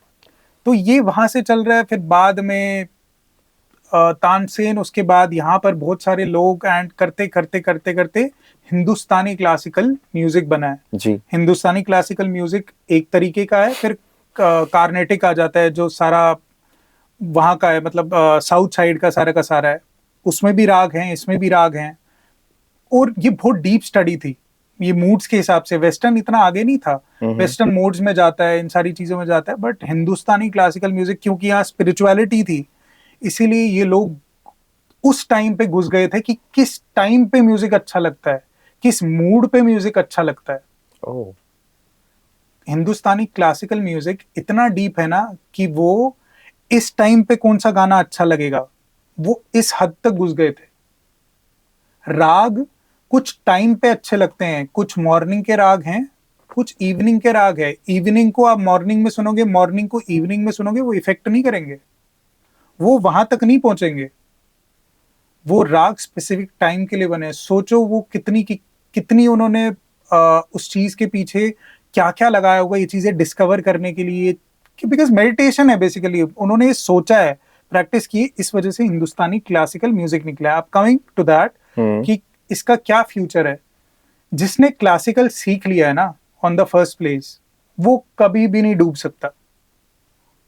जरिया गलत हो सकता है, उसको एक्सपेरिमेंट करने का तरीका गलत हो सकता है, but Hindustani classical music waste नहीं जा सकता कभी भी।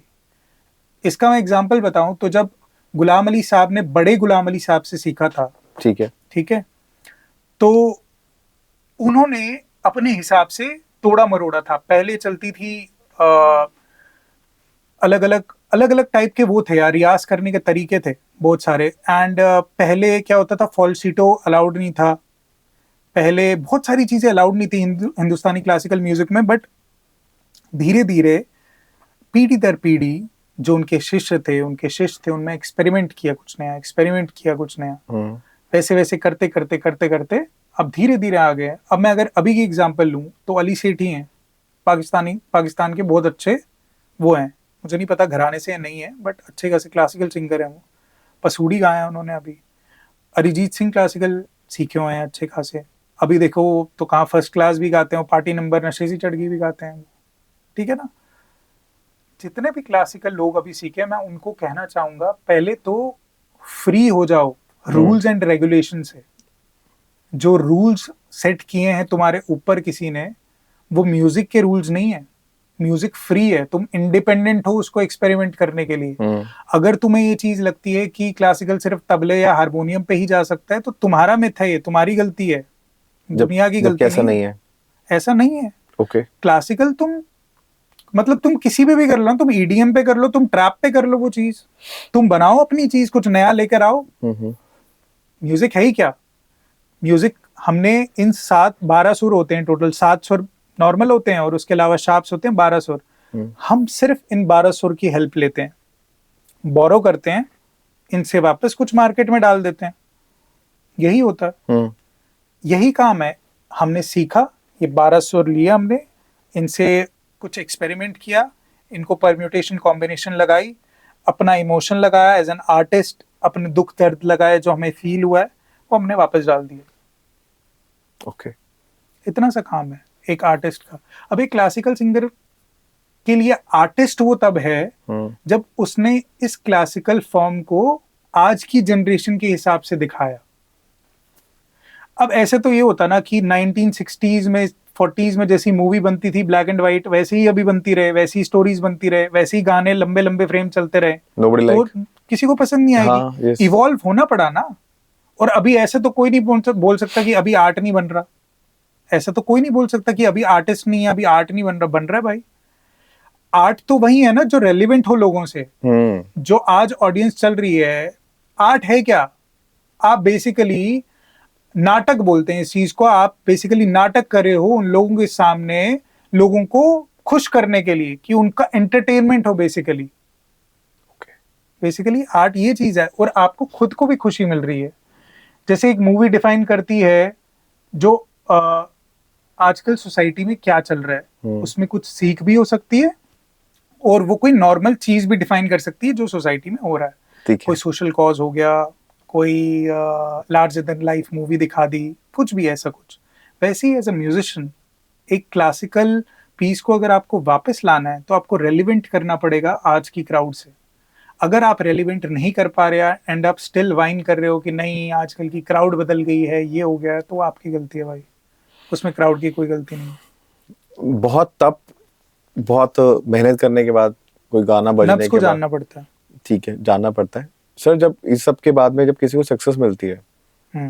तो what is the meaning of success according to you? यार सब्जेक्टिव है ये बहुत ना। मेरे लिए अब इस टाइम पे आने के बाद मैंने एक हल्का फुल्का फेम देखा है, ऐसा नहीं कहूँगा बहुत, बट एक टाइम ऐसा था जब 150-200 मिलियन भी गए हुए हैं गाने, कवर्स गए हैं, कवर मैशअप्स, ओरिजिनल्स नहीं गए हैं अभी। एंड रात को सोते थे, सुबह 1 मिलियन व्यूज आते थे, 10 लाख लोग आपका गाना दे रहे हैं, आपकी क्रिएशन देख रहे हैं, वो मैंने देखा है। बट अब मुझे ऐसा लगता है कि मेरे लिए वो फैंस का प्यार ऑब्वियसली है, डेफिनेटली उसकी मैं वैल्यू करता हूँ, बट उससे भी ज्यादा इम्पोर्टेंट है वो मोमेंट उस गाने को बनाते वक्त जो मैंने जिया। वो जो गाना मैंने बनाया ना उस टाइम, वो जो टाइम था, वो टाइम बहुत प्रेशियस था। वो टाइम के अंदर मैंने उस सक्सेस को जिया है। उसके बाद बाई प्रोडक्ट है जितना प्यार मिला, बट सक्सेस कोई बाद की चीज नहीं है, सक्सेस अभी होती है। सक्सेस माइंड सेट है बेसिकली ना। ऐसा कुछ नहीं होगा आप आज से 3 साल बाद, ये मन है जो हमें बनाता रहता है जी, कि 3 साल बाद जाएंगे, इतना पैसा होगा तो सक्सेस मिलेगी, इतना पैसा होगा तो सक्सेस मिलेगी, इतना फेम मिलेगा तो सक्सेस मिलेगी। वो आता नहीं है टाइम कभी। ऐसा टाइम कभी आता ही नहीं है। कभी ऐसा टाइम नहीं आएगा जब आप सेटिस्फाइड होगे। सक्सेस इसी वक्त है, इसी पल में है, इसी इंटरव्यू में सक्सेस है, ठीक है, जो हम दोनों बात कर रहे हैं। जब मैं म्यूजिक बना रहा हूँ, जब मैं कोई गाना गा रहा हूँ, उसमें मैं अगर फुली प्रेजेंट हूँ बनाते वक्त, मैं पूरे तरीके से कॉन्सेंट्रेटेड हूँ, सिंगल पॉइंट डिवोशन दे रहा हूँ, मेरे को मजा आ रहा है, मैं उस वाइब को एंजॉय कर रहा हूँ, वही हो गई भाई सक्सेस। ओके, वहीं से सक्सेस स्टार्ट हो जाती है। आगे जो आने वाले वो बाई प्रोडक्ट है।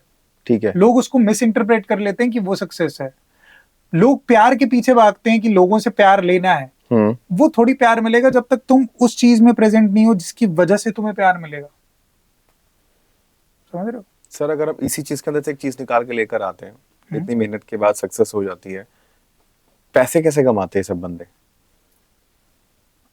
अगेन पैसा जो है बाई प्रोडक्ट है किसी भी चीज में। यार देखो क्या होता है, हर एक की नीड्स अलग अलग है। जैसे कई लोग प्रोडक्ट डाल रहे हैं और वो कॉर्ड पे बैठ रही हैं, चाहे वो कोई भी क्रिएटिविटी कर रहे हैं, वो ये सोच के कर रहे हैं मुझे यूट्यूब से पैसा कमाने हैं, मुझे शो मारने हैं, या फिर मुझे कहीं पे इंटरव्यू देना है, मुझे पैसे चार्जेस करने हैं। बिल्कुल।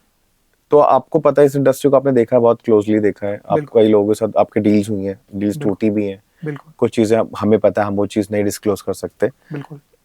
आप कैसे देखते हो इस चीज को कि जो अर्निंग सोर्सेज हैं यूट्यूब के अकॉर्डिंग? हाँ यार, कमाने में कुछ बुरा थोड़ी है यार, कमाओ जितना कमाने, कोलैबोरेशंस करो, किसी बड़ी कंपनी के साथ करो, कुछ बुरा नहीं है पैसे कमाने में, करोड़पति होने में, अरबपति होने में थोड़ी बुराई थोड़ी है कोई। बट आपको जो आप कर रहे हो उसमें मजा आना चाहिए भाई, और उसमें दोगलापन नहीं होना चाहिए कि आप, जैसे कुछ लोग होते हैं एक्सट्रोवर्ट होते हैं, उनको पार्टीज पसंद होती है। हाँ, कुछ लोग इंट्रोवर्ट होते हैं, उनको नहीं पार्टी पसंद, वो फिर भी पार्टी में जाते हैं दिखावा करने के लिए। वही चल रही है पार्टी, वही चल रहा है, वही वही वही आप कर रहे हो, आर्ट उसमें कहीं भी नहीं है, बट आप स्टिल पार्टियां कर रहे हो, पार्टी पार्टी चल रही है, लोगों को काम दिखा रहे हो अपना एक आधा, वो पूरा का पूरा वैसे हो गया। अगर आप वैसे चल रहे हो तो आप आज नहीं तो कल ये क्वेश्चन फिर से पूछोगे, इस राह पे वापस, इस मोड़ पे वापस आ जाओगे तुम कि अब क्या, अब क्या, पैसा तो आ गया लेकिन अब क्या। पैसे में तो ये होगा, पैसा कोई वो थोड़ी होता है कि स्टैग्नेंट हो गया, उसमें एक जीरो और बढ़ानी है, वो तो वहीं पर आप चलते रहोगे। हाँ, बट ये चीज तो रह गई ना। आपको मिलेगा भी दोगले लोग? यार दोगले लोग को मैं क्या कहूं, मैं अब तो इस नजर से देखता हूं, मैं खुद ही दोगला हूं यार, मैं क्या बोलूं दूसरे लोगों को। नहीं, आप कैसे हो सकते हो? कंडीशंस बेसिकली ना, कंडीशंस होती हैं, हर एक इंसान की कंडीशनिंग होती है, वो उसी हिसाब से अपने एटमॉस्फेयर के हिसाब से आगे जाकर, मतलब जो कुछ भी वो करता है अपनी कंडीशंस के हिसाब से करता है, जैसी उसकी कंडीशनिंग होती है। तो मैं उस नजर से देख नहीं पाता, मैं पहले देखता था, लोगों को ना बुरा कर दिया, इसने कर दिया। अब मेरी नज़र में आता है यार ठीक है, उसके हिसाब से वो सही था, उसने कर लिया। ठीक है सर, आपकी लव लाइफ पे आते हैं, आ सकते हैं। बिल्कुल आ सकते हैं। बिफोर, जब आपकी लाइफ में कोई आया था, आने के बाद हम्म और अब हम्म क्या चेंजेस है नहीं है तो क्या है? बहुत चेंजेस हैं यार, मतलब कमाल हो गया। कमाल हो गया, पूरा कमाल हो गया। पहले फाइनली आप हंसे। फाइनली आप इतने बड़े पॉडकास्ट के शूट के बाद फाइनली हाँ, आप हंसे। देखा, इसे कहते हैं प्यार। वो तो भाभी के लिए प्यार। चलो, डेफिनेटली। प्लीज बताएं मेरी ऑडियंस को क्या होता है वो मोमेंट एक आर्टिस्ट की लाइफ में, एक म्यूजिक डायरेक्टर की लाइफ में, सॉन्ग राइटर की लाइफ में, एकदम से एक लड़की का आना होता है। तो बिल्कुल कलम में चेंजेस आते हैं, कॉर्ड में चेंजेस आते हैं, आते हैं, थॉट में, आते हैं, प्रोडक्शन में, आते हैं, सेल्फ में। आते हैं। आप कैसे देखते हो उसको? प्लीज शेयर करो अपनी कुछ लव लाइफ। अगर मैं म्यूजिशियन के हिसाब से दिखाऊं तो देखो यार, वैसे ही मैं इंट्रोवर्ट था बहुत ज्यादा, जी और काफी सारे लोग इंट्रोवर्ट होते हैं, और लड़के ज्यादातर इंट्रोवर्ट होते हैं।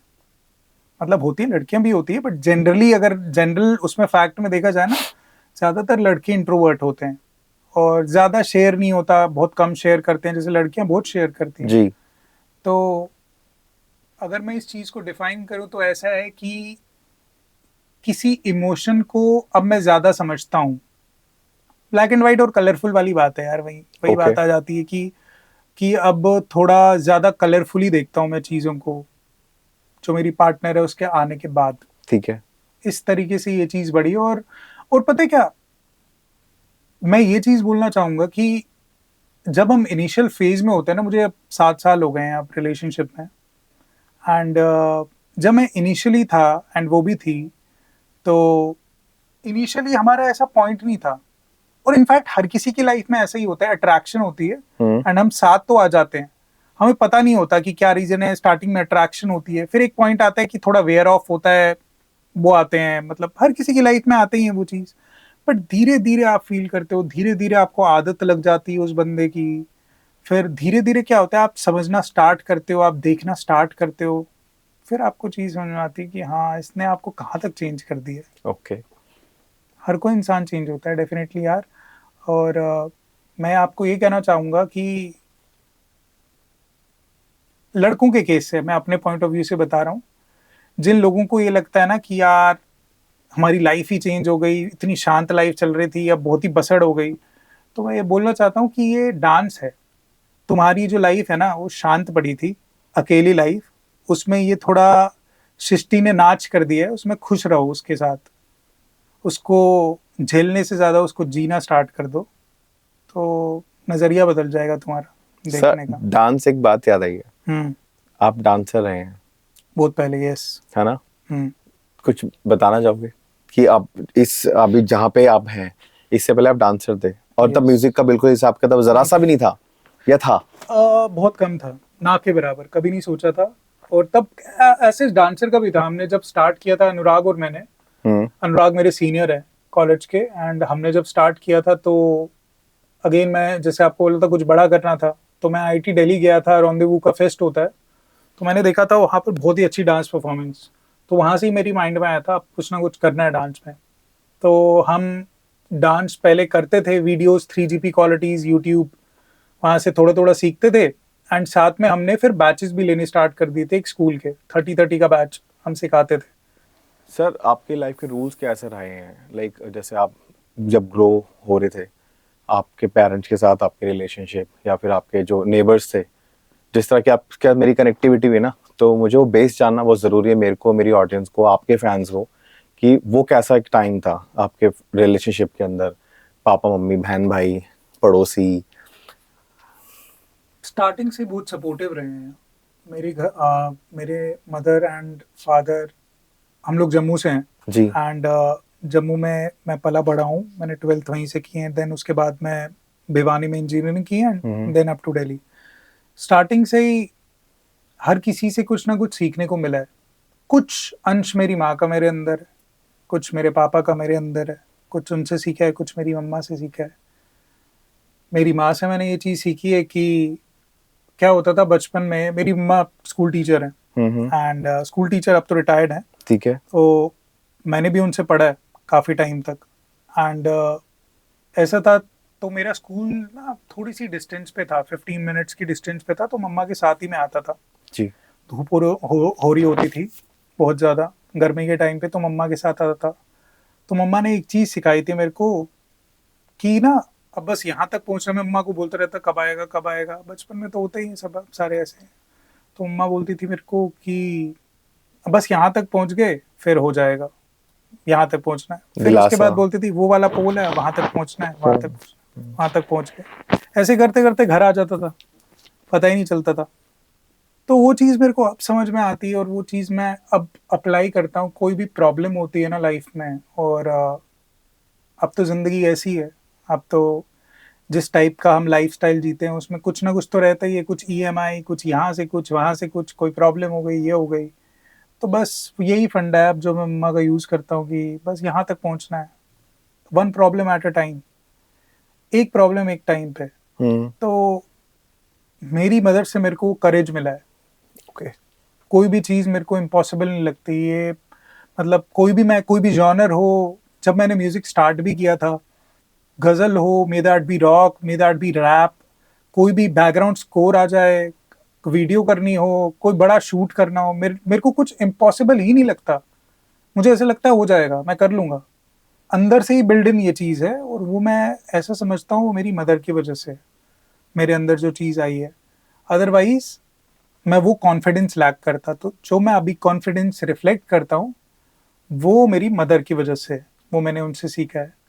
एंड मेरे फादर से मुझे जो चीज़ मिली है वो सिंप्लिसिटी मिली है, कि जो मेरा इंट्रोवर्ट नेचर है वो मेरे फादर से मुझे मिला है। कि उनका हमेशा ये था कि 2 रोटी खा लेंगे खुश रहेंगे, उनका हमेशा से ये चीज़ रही। तो मेरे फादर से हमेशा मेरे को वो सिंप्लिसिटी मिली है, उनके फेस से ही वो चीज़ आती है, मतलब दिखाई देती है। और मैं अपनी ज़िंदगी में वो चीज़ अप्लाई करता हूँ कि म्यूज़िक में भी ना वो काम करना है जिससे खुश रहे। 2 रोटी कम खा लेंगे, कोई दिक्कत नहीं है, 2 रोटी में गुजारा चल जाएगा, बट खुश रहना है। अपनी जो फैमिली है ना, वो सारी उन सबको खुश रखना है। तो ये 2 चीज़ें मैंने अपने घर वालों सीखी। एंड रिश्तेदार मेरे जितने भी थे स्टार्टिंग से ही बहुत सपोर्टिव रहे हैं। मेरी मासी, मेरी दीदी, जितने भी लोग हैं, एंड मेरे मामा जितने भी हो गए, पापा के साइड के, मेरी बुआ इनफैक्ट जिनका मैंने स्टार्टिंग में बताया, ये सारे लोग स्टार्टिंग से बहुत सपोर्टिव रहे हैं। जब मैंने म्यूजिक भी स्टार्ट किया था तो सारे, एवरीबॉडी वाज वेरी सपोर्टिव। आज जब वो आपका म्यूजिक सुनते हैं, आपको देखते हैं, आपके कवर सुने और आप इतने बड़े हिट हुए, आपने एक स्टारडम देखा, और नो डाउट आगे आप बहुत अच्छे स्टार बनने वाले हो, हम सबको पता है। जो आपका कंठ है, आपके जो आने वाले गाने हैं, हमें पता है क्या करने वाले हो आप। भगवान करे सब कुछ अच्छा हो। बिल्कुल, आप डिजर्व भी करते हो सर। आपने जो मेहनत करी है ना, जो दिखता है, जो आपके स्टूडेंट्स है ना आपसे कनेक्ट ना, वो बाद में होता है, as a Guru, as a भाई आपसे कनेक्ट कर जाते हैं। हाँ, उनको बहुत सीखने को मिलता है। जैसे आपकी इतनी बड़ी टीम है, अनुराग भैया से मेरी बात हुई थी, उन्होंने आपके बारे में काफी चीजें बताई। हाँ जी, ठीक है, तो आपका और आपकी टीम का जो कनेक्ट है ना, यहीं से पता चलता है कि आप कैसे इंसान हैं। तो नो डाउट सक्सेस तो आपको जरूर मिलेगा। मैं विश भी मैं तो करूंगा। कह रहा हूँ मिल चुका है सक्सेस मेरे को। हाँ, आपने जिक्र किया था उस बारे में। तो अभी वो फैमिली जब आपकी वो सब चीज देखते हैं कि आपने एक चीज बोली थी कि मेरे को म्यूजिशियन बनना है, मुझे ये करना है, पापा मैंने कहा था ठीक है करो, तो आज उनको इनिशियली थोड़ा बैकलैश था, ओके। बिकॉज मैंने जैसे बताया कश्मीरी पंडित बहुत इंजीनियरिंग और डॉक्टर्स में बहुत ज्यादा वो रहता है उनका रुझान कि हमारे बच्चे मतलब इंजीनियर्स बने और अच्छी पोस्ट पे जाएं, आईएएस वगैरह और ये सब रहें। तो क्योंकि यार बेसिकली क्या था ना, कश्मीरी का आपको शायद अगर बैकग्राउंड पता हो, जैसे ही क्योंकि बिकॉज वी आर माइग्रेंट्स, 92 में जो माइग्रेशन हुई थी, कश्मीरी पंडित का सारा, आपने वो कश्मीर फाइल्स का देखा होगा। तो हम सारे बाहर एक्सपोज थे, बाहर एकदम से दुनिया के, बिकॉज अपना घर छोड़ छोड़ के सारे आए थे, है ना। जितने भी कश्मीरी पंडित थे, आप मोहित रैना लगा लो, अभी जितने भी लोग अभी इंडस्ट्री में हैं, वो सारे के सारे अपना घर छोड़ छोड़ के आए थे। सिक्योरिटी कुछ थी नहीं, तो सिक्योरिटी सिर्फ नौकरी थी। अब थोड़ी एक बंदा जिसके पास खाने को कुछ नहीं है और मतलब हल्का हल्का कुछ है, गवर्नमेंट ने सपोर्ट किया बट बहुत थोड़ा सपोर्ट किया था। Mohit Raina also from there? हाँ, वो भी मोहित रैना हो गए, एंड जितने भी कश्मीरी पंडित्स हैं। अच्छा, मुझे नहीं पता थी बात उनके बारे में। सारे डाई हार्ड फ्रॉम कश्मीर। हाँ, अच्छा, मेरे को नहीं पता थी बात। ओके, आपने उस टाइम 92 का वो चीज आपको याद है? नहीं, मैं था नहीं, मैं जम्मू में आ गया था। मेरी मदर इनफैक्ट 87 में शी वाज मैरिड, एंड वो लोग जम्मू आ गए थे, and I am 92 born. But still क्या होता है ना कि जब आपकी पूरी कम्युनिटी ही हट गई जी, तो क्या होता है कि अगर सिर्फ आप बैठे हो तो आप किससे तो हेल्प मांगोगे, आपके आसपास की जब पूरी कम्युनिटी ऐसे हो जाती है तो वो सिर्फ कश्मीरी पंडित ही जानते हैं कि उन पे क्या गुजरी, उन्होंने कैसे उस टाइम पे सरवाइव किया है। तो मैं ये चीज अब समझता हूँ कि उनका डिसीजन गलत नहीं था जो उन्होंने डिसीजंस लिए कि हमें अपने बच्चों को सबसे पहले सेफ करना है। और वो सेफ्टी उनको दिखती थी गवर्नमेंट जॉब्स में या फिर इंजीनियरिंग में या फिर डॉक्टर्स उनको बना के। तभी जितने भी कश्मीरी पंडित साहब देखोगे वो फैले हुए हैं इंडिया में, मुंबई में इतने सारे, पूना में इतने सारे, बैंगलोर में इतने सारे, दिल्ली एनसीआर में इतने सारे, जम्मू में इतने सारे हैं, तो फैले हुए हैं थ्रू आउट। तो वो चाहते थे कि उनके बेटे बेटी जितने भी जो भी लोग हैं वो सारे सेफ रहें। तो हमेशा से उनका रुझान था कि वो अच्छी जॉब्स करें। और आर्ट बहुत ही रिस्की होता है, आर्ट में इनकम का कोई स्टार्टिंग में तो एटलीस्ट कोई सीन नहीं होता ना। और मैं खुद भी इंजीनियर हूँ, अनुराग भी इंजीनियर है, मैं उनसे मिला हुआ था। तो उसके बाद ये स्टेप लेना कि नहीं मैं इंजीनियर नहीं, और ऊपर से मेरी प्लेसमेंट भी हो गई थी, एंड उसके बाद ये स्टेप लेना कि नहीं मैं नौकरी नहीं कर रहा, मैं एक आर्टिस्ट बन रहा हूँ, ये उनको बोलना उनके लिए तो थोड़ा सा स्टार्टिंग में शौक था। बट धीरे धीरे धीरे धीरे आप प्रूव करते जाते हो। आप जब माँ बाप को भी दिखता है ना भाई आप 10-10 घंटे 12-12 घंटे काम कर रहे हो, आप एक्चुअली सीरियस हो उस चीज के बारे में, तो यार वो कोई जल्लाद थोड़ी है, समझेंगे। अब आप 1 घंटा म्यूजिक बना रहे हो, फिर अपने दोस्तों के साथ निकल गए और फिर ये सब सारी चीजें चल रही है, तो हर माँ बाप परेशान होगा उस चीज को, वो आपको टोकेगा, बोलेगा। आप भी बोलोगे अपने बेटे बेटी को, क्यों नहीं बोलोगे? वो चीज तो उनका फर्ज है ना, उनकी रिस्पॉन्सिबिलिटीज है। तो इनिशियली उनकी तरफ से थोड़ा बैकलैश था, 1 साल 1.5 साल तक उनको वो चीज़ समझ नहीं आई, बट धीरे धीरे उन्होंने सपोर्ट करना स्टार्ट किया, एंड फाइनेंशियली इमोशनली हर तरीके से सपोर्ट किया उन्होंने। और आज खुश है, होंगे भी, क्यों नहीं। मतलब यार वो कंप्लीटली तो वो चीज़ नहीं जा सकती कि हाँ मेरा बेटा नौकरी करता है या फिर आईएएस ऑफिसर बनता है, यार वो चाहते हैं। बट मम्मा आज भी गाने सुनती है, हर गाना मेरा सुनती है, इतने गाने हो गए, मैं जो क्लाइंट्स के करता हूँ वो भी सुनती है, पापा सपोर्ट करते हैं कहीं भी, तो वो चीज़ दिखती है उनकी आंखों में कि हाँ ठीक है। Very good. पापा मम्मी की दोनों की झलक दिखती है, मैंने उनको देखा नहीं, बट आपकी बातों से दिखता है कि आप कैसे एटमॉस्फेयर में पल के बड़े हुए हो। बिल्कुल, वेरी नाइस। मैं तो इम्प्रेस हो गया हूँ, मैं आपका फैन था, बड़े वाला हो गया हूँ। थैंक यू यार, थैंक यू सो मच। अभिषेक भैया, हाँ प्लीज प्लीज कंटिन्यू करो ना। मैं कह रहा था कि हर इंसान का मेरी लाइफ में रहा है, because towards the end of the session, काफी लंबा खिंचा ये सेशन है ना। हाँ बट मजा आ रहा है, मजा आ रहा है, बिल्कुल मैं भी कंटिन्यू कर सकता हूँ। एंड मैं बस ये बोलना चाहता हूँ कि हर इंसान जो मेरी लाइफ में आया है, मेरी पार्टनर दीपशिका है, काफी लोगों को शायद पता भी होगा, इंस्टाग्राम पे डाला हुआ है, हर इंसान से सीखने का तजुर्बा मिला है। एंड जैसे मैंने अपनी माँ से अपने बाप से सीखा है, वैसे ही मैंने दीपशिका से बहुत सारी चीज़ें सीखी हैं। एंड इट्स बेसिकली, अगर मैं बात करूँ तो to embrace the unexpected. Because वो जब मेरी लाइफ में है ना, मेरी लाइफ बहुत सटल थी, इट वॉज प्लान्ड लाइफ, मेरी लाइफ में कुछ अनएक्सपेक्टेड नहीं था। तो जब वो मेरी लाइफ में आई तब से अनएक्सपेक्टेड होना स्टार्ट हो गया। एंड उस अनएक्सपेक्टेड होने की वजह से जब जब आप भाभी का नाम लेते ना आपके फेस पे ग्लो यार ऐसी भी आ रही थी, नहीं, आ रही थी, बट देखो ये देखो, ये तो भाभी वाली यार, ठीक है ठीक है। तो बेसिकली क्या था कि उसके आने के बाद ये चीज हुई कि काफी चीजें, काफी फीलिंग्स, एक बॉय से मैन का ट्रांजिशन होता है ना, वो देखने को मिला। काफी लोगों का होता है, देखो जिसका मेल ईगो है उसका मेल ईगो है जी, वो रहेगा। अगर तुम मेल ईगो में हो अपने, तो तुम ग्रो नहीं कर पाओगे कभी भी, ठीक है, जिंदगी में। विराट कोहली बोलता है यार, विराट कोहली जैसा बंदा बोलता है कि अनुष्का के आने के बाद लाइफ में मेरी चेंजेस हुए हैं, तो फिर तुम कौन हो? इवन उनके पूरे टीम मेंबर बोलते हैं, पूरे टीम मेंबर बोलते हैं विराट में बहुत चेंज आ गया। ये चीज ऐसी भी नहीं कि मैं उसको देखकर बोल रहा हूँ, मेरे को खुद ये चीज फील होती है कि हाँ लाइफ में मेरे खुद चेंजेस आए हैं, मैं चीजों को देखने का नजरिया मेरा बदला है। मैं पहले गो थ्रू नहीं कर पाता था, जैसे मैं आपको पहले बोल रहा था, गो थ्रू एक इंसान के परे जाना, वो मैं नहीं कर पाता था जी। बीइंग इंट्रोवर्ट, मेरे को इस चीज में बहुत डिफिकल्टी आती थी। बट उसके आने के बाद इस चीज में बहुत फर्क पड़ा है मुझे, and I see through. And मैं थोड़ा और इमोशनल हुआ हूँ, इमोशनल नीड्स के बारे में अब जान रहा हूँ, फिर तो यार वो चीज तो चलती रहती है। Yes, Deepshikha ma'am great singer, उनका बहुत अच्छा फैन बेस है। Of course of course and ये एक और इसको कोइंसिडेंस कहो या कुछ भी कहो कि शी इज ऑल्सो सिंगर, वो मेरा ही मतलब मेरी फील्ड में मैं गाने खुद भी गाता हूँ, म्यूजिक रिकॉर्ड भी करता हूँ and it has always been a pleasure to record her. जब भी मैंने उसके करीब more than maybe 500 songs record किए हैं दीपशिका के and it's still the same feeling. वो जैसी पहले गाने में थी अभी भी वही फीलिंग है, डे वन जैसा। Very nice. एंड जितने भी भाई बंधु हैं, अनुराग, जयंत भैया एंड जो अभी सारे टीम में रॉबी है, दीपक है, करंटली जो टीम में पुराने बहुत सारे लोग थे, अभी भी बात होती है उनसे, अभी भी कुछ ना कुछ कर रहे हैं।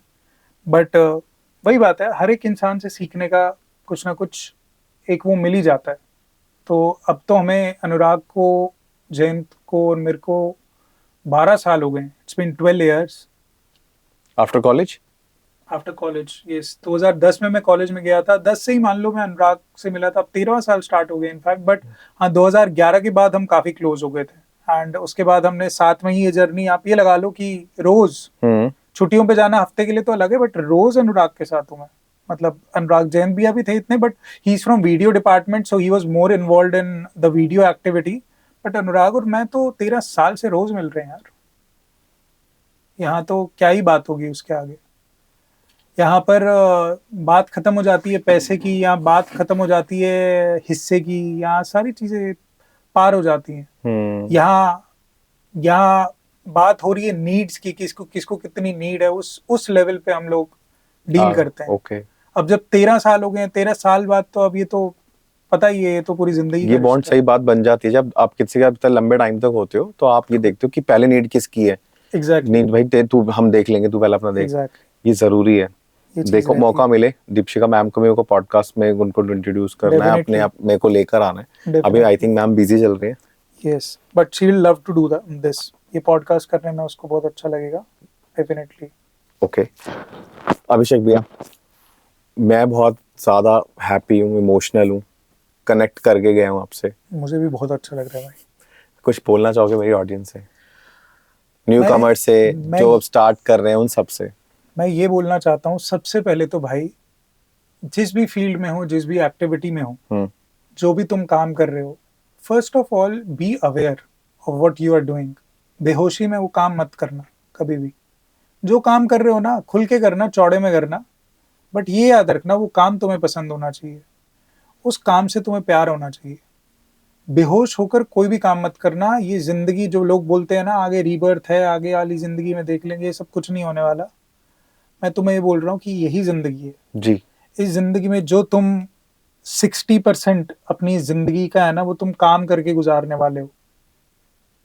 8 घंटे होते हैं, ठीक है ना, 8 घंटे, उसके बाद तुम्हारा सोना और सारे मिलाकर ये अगर कैलकुलेट करेंगे ना, तो 50% तो तुम एटलीस्ट काम ही करने वाले हो भाई। ठीक है। उससे 50% अलग तुम्हारी फैमिली, खाना पीना और ये सब जो भी है।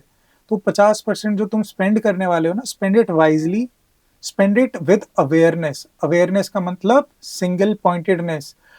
अभी तुम्हें समझ नहीं आएगा कि वो सिंगल पॉइंटेडनेस का क्या मतलब है, बट जब जब तुम करना स्टार्ट करोगे ना, तुम एक बार उस डिवोशन में जाओगे, एक बार उस प्रैक्टिस में जाओगे, एक बार उस डिसिप्लिन में आओगे, तो तुम्हें 15 दिन बाद खुद फील होने लगेगा ये चीज। तुम्हारे माइंड में कम थॉट्स आने लगेंगे, तुम बिना वजह खुश होने लगोगे। सक्सेस ये है, बिना वजह खुश होना। कोई रीजन ही नहीं है भाई, तुम्हारे फेस पे स्माइल है, कोई रीजन ही नहीं है। सुबह उठोगे तुम खुद पूछोगे भाई मैं खुश क्यों हूं इतना, ये है सक्सेस। ये मेरे साथ होता है कभी कभी। हाँ, ये कभी कभी होता है हाँ। ना। अभी हम उसको एज एन अवेयरनेस देखते नहीं है। क्या होता है ना, जब मोक्ष पीछे से तुम अपने आप को देखना स्टार्ट कर दोगे ना जी, पीछे से एक स्टेप लेके पीछे मोक्ष को देखना स्टार्ट कर दोगे, तो मोक्ष की चालबाजी, मोक्ष की खुशी, मोक्ष का सब कुछ तुम्हें समझ में आ जाएगी सारी चीजें। वैसे ही जितनी ऑडियंस अभी देख रही है हमें या देखेगी ये पॉडकास्ट, मैं उनको बोलना चाहता हूँ कि be aware of what you are. तुम्हारा मन जो चाले खेल रहा है ना, उसका ध्यान रखना, क्योंकि आज तो तुम किसी को हर्ट कर दोगे, कल को तुम्हें हॉन्ट करेगी वो चीज़। इसलिए अपनी ज़िंदगी होश में निकालो, जो तुम काम पकड़ रहे हो उसको अच्छे से करो, एंड सक्सेस के बारे में ज़्यादा चिंता मत करो। सक्सेस मिलनी ही है, सक्सेस तुमसे दूर नहीं है कहीं, वो तो मिलेगी मिलेगी। तुम बस अपने काम पे फोकस करो, उस टाइम पे बहुत ज्यादा फोकस करो, उस काम में एक्सेल करो, तो डेफिनेटली तुम करोगे। एंड टू द व्यूअर्स, मोक्ष बहुत ही अच्छा कर रहा है पॉडकास्ट की सीरीज में। अभी ये स्टार्ट हुए हैं एंड आगे इन्होंने मेरे को अपने फ्यूचर के प्लान्स बताए थे जो कि बहुत बड़े बड़े हैं। एंड ये म्यूजिशियन से हटकर एक्टर्स पे आने वाला है। आप खुद ही बता दो। मैंने Actors? अभी अब सारे एपिसोड में डिस्क्लोज नहीं करा अच्छा, किसी को भी। नहीं नाम तो नहीं, बट फील्ड्स, हम किस किस जगह, आप किसका कहाँ कहाँ एक्सप्लोर करने वाले हैं, हम अच्छे खासा एक्सप्लोर करने वाले हैं हाँ, पॉडकास्ट में। बहुत अच्छा खासा, आगे जाके मतलब बहुत ज्यादा इस साल मतलब ढंग से मिलेगा, मतलब कंटेंट। अच्छा खासा। तो जितने भी लोग मेरे को चाहते हैं, जिनने भी मेरा म्यूजिक सुना है, उन सबसे मैं रिक्वेस्ट करता हूँ कि you should definitely subscribe to this channel. And what is the USP, क्या यूएसपी है इस चैनल की? सारे पॉडकास्ट जो होते हैं वो सेलिब्रिटीज के लिए होते हैं, वो सब उनका पॉइंट ऑफ व्यू जानना चाहते हैं। एंड डेफिनेटली हाँ, ऑफ कोर्स उन्होंने लाइफ में बहुत कुछ किया है, बट ऐसा नहीं है कि बहुत लोग ऐसे होते हैं जिनकी स्टोरीज बहुत इंस्पायरिंग होती है, जो हमें बहुत इंस्पिरेशन देते हैं, जिनकी बातों से हमें कुछ फर्क पड़े। तो ये यूएसपी है इस चैनल की कि this channel will not only focus on celebrities but also on non celebrities, कि इसमें वो लोग भी आएंगे, अपनी स्टोरी बताएंगे, एंड मे बी आपको उससे कुछ सीखने को मिल जाए। तो you should definitely subscribe to this channel. And आगे मोक्ष बताएंगे। हाँ, ये चैनल सबके लिए, सेलिब्रिटी, नॉन सेलिब्रिटी, हर उन कॉमन बंदों के लिए जिनको अपनी बातें बोलनी है, जो बैठ के बात करना चाहते हैं, उनको लगता है कि उन्होंने लाइफ में ऐसी चीजें करी हैं कि लोगों को पता होनी चाहिए। नहीं तो चिल मारने के लिए आओ यार, तुम्हारा चैनल है, यू सी एस। मेरा नाम है मोक्ष, मेरे साथ है अभिषेक भैया। कमाल का पॉडकास्ट रहा, मजा आया। होप तुम सब एंजॉय करोगे। अगली वीडियो मिलते हैं। Love you guys. Love you guys, bye Bye. Bye. Thank you भैया। Thank you.